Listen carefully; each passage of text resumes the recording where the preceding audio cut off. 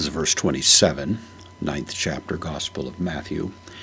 We've just finished the narrative that's provided by Matthew with respect to the healing of the daughter of Jairus, and now we pick up with a story that is very similar to a story found elsewhere in which Jesus heals a blind man who calls out, "Have mercy on me, Son of David." That takes place as Jesus is approaching Jerusalem toward the end of his career. Matthew is giving a similar story, maybe the same story, except that here he mentions two blind men, or it may be a different situation.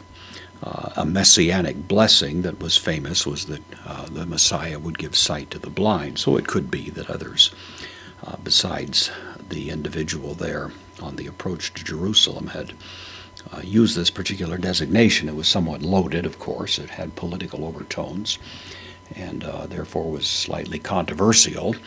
But be that as it may, that's the way that Matthew reports it here. So we have Kai, the connective, paragonti. This is from parago, para, from, beside of, ago, to lead. Taken together idiomatically, it means to go out, to depart. And so that's the sense here. So departing, it's in the dative singular, you'll notice here, along with to Jesu, which is also in the dative. This is a dative absolute, not as common as a genitive absolute, but having essentially the same function, an independent clause in the sentence. Akathen, a declinable adverb, from thence or from there. So having departed from there, Jesus the subject, Jesus having departed from there. The principal verb is here, akalutheson, from akalutheo, means to follow. It takes the dative, not present in all manuscripts, but either way, it certainly the sense of it. This is the third person plural, aorist active indicative. So they followed, autu, or auto, dative, they followed him.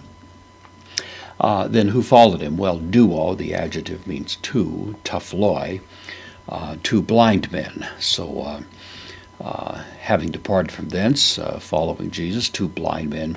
Krodzontes, from krodzo, means to cry out. This is a present active participle, masculine plural nominative, referring to the blind men. So two blind men cried out, kai legontes, and saying. These are participles, so crying out and saying would be the idea. And then eleison, from eleao, means to mercy someone. It's the way it's expressed in Greek. We don't say it, we'll say have mercy on.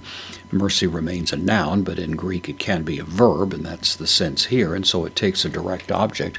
So literally this would be mercy us. We would translate it have mercy on us, but you get the idea either way. Huios, son, in the nominative Dawid, of David.